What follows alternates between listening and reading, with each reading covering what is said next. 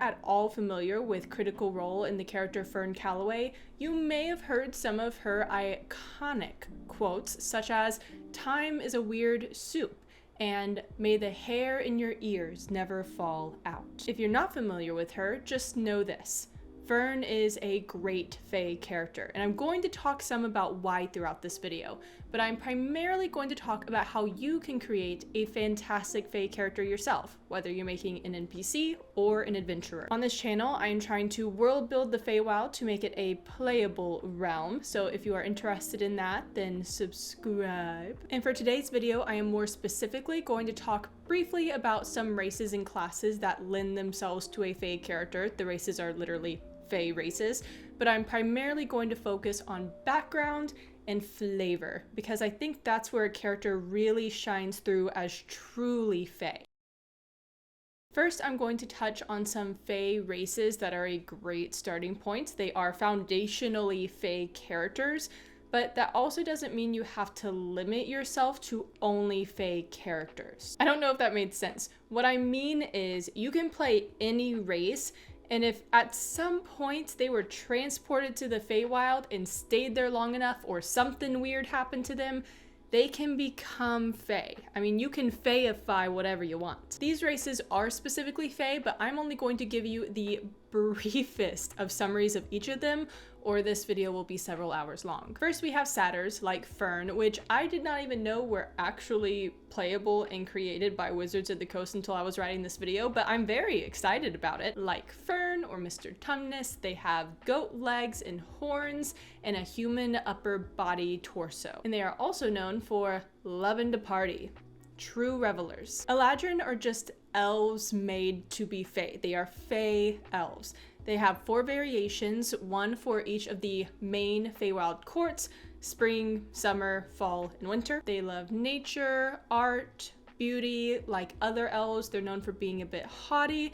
There's not a huge difference. I think Eladrin are just supposed to be a little more whimsical. Herringons are anthropomorphic rabbit folk, and their name is supposed to sound like here and gone.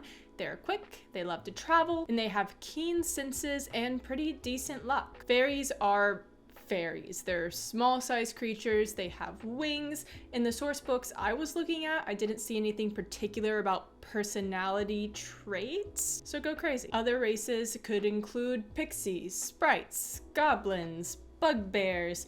It doesn't really matter in my opinion, even if it doesn't have an official stat block. If you want to play it, then play it. As long as your DM's okay with it, of course. I mean, build it appropriately. But what I mean is, even if you have a race or type of character that's generally perceived as lower intelligence or a monster or inherently evil or whatever it is, you can completely change that core nature to create a new adventurer just because it's the Feywild and weird stuff happens there.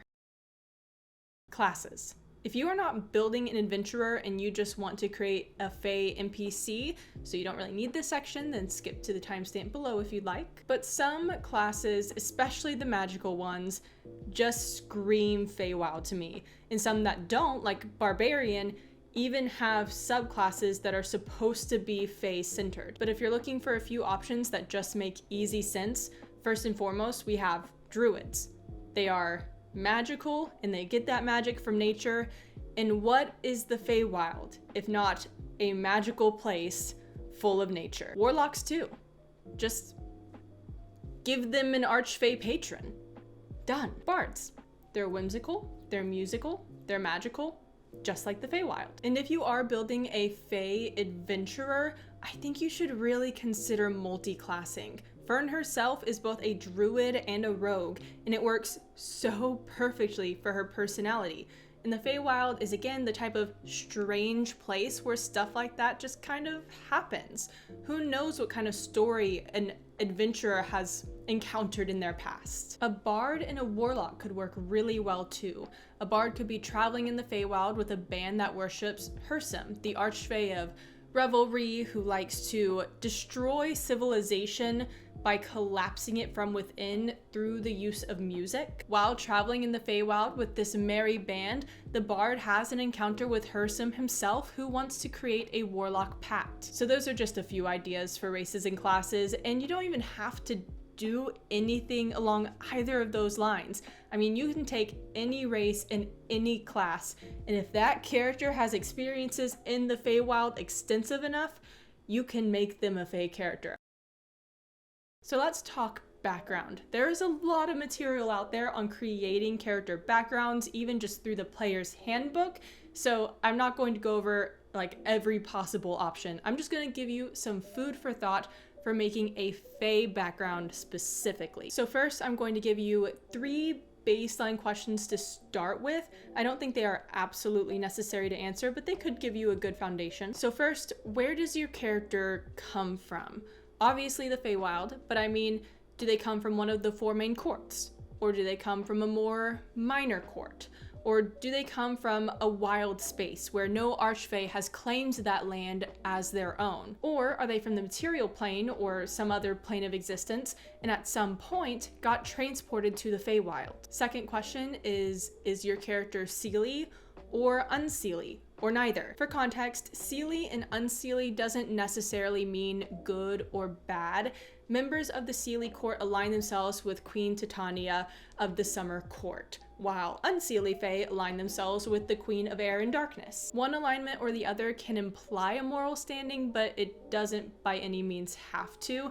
It's more of a, to make it really simple, a love of the light or the dark. And beyond Seelie and Unseelie, do they or have they ever aligned with a certain archfey? I won't get into all of them now, but there's different archfey with different main ideals: beauty, power, darkness, hunting, natural preservation. If there is a Greek god for it, there is or could easily be an archfey for it. These questions can give your character a location or a philosophy as a starting point, and in some way, a place or being that they have aligned themselves with or been around can inform their experience. And from there, you can start to build the character's history, conflicts, interpersonal relationships, life goals, especially if they're an adventurer. For example, if you have a character who was transported to the Feywild as a child, maybe they were replaced with a changeling and they've grown up with that knowledge or without and had to figure it out. That could be part of their journey, but they dream of the material plane parents that they never got to truly know,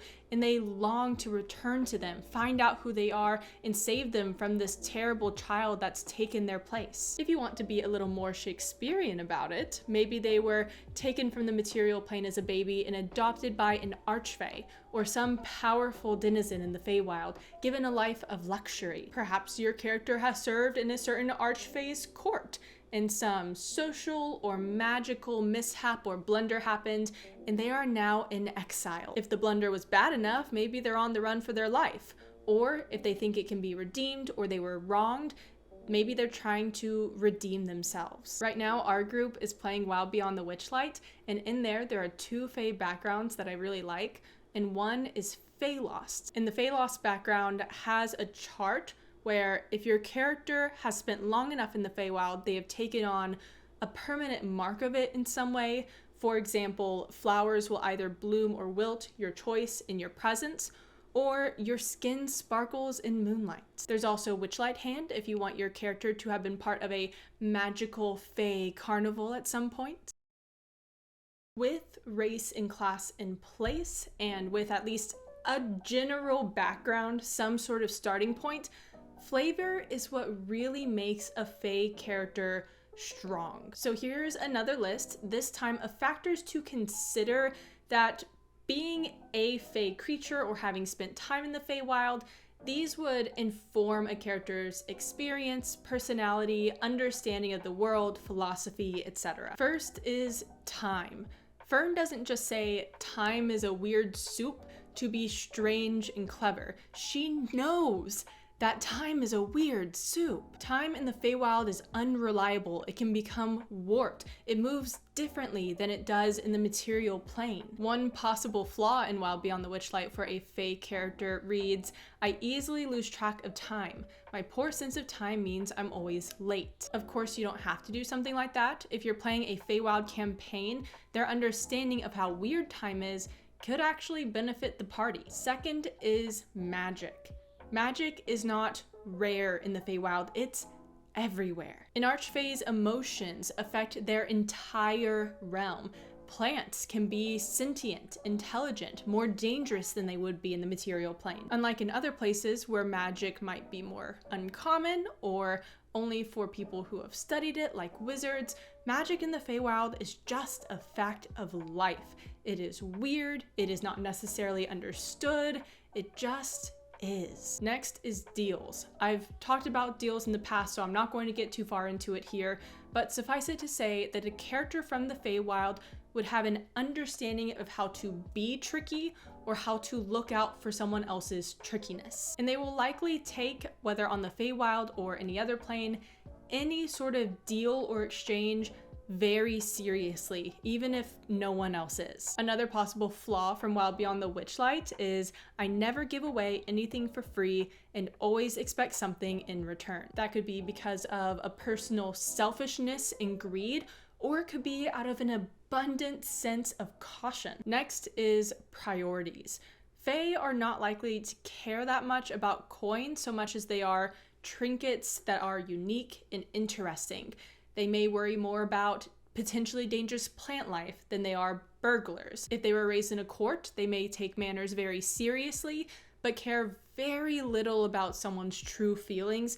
It really just depends on how they were raised. And finally, Fae traits in general. I'm going to read a little snippet from the Critical Role wiki about Fern's personality, since it just so perfectly encapsulates what a Fae might be like. Fern is unperturbed and direct. Her soft, demure voice contrasts with her somewhat erratic, insensitive, and self-possessed behavior in much the same way as the wonderful-looking flowers she wears are actually all poisonous. Fae are likely to be mischievous, clever, forward, unpredictable. An ideal from Wild Beyond the Witchlight includes changeability.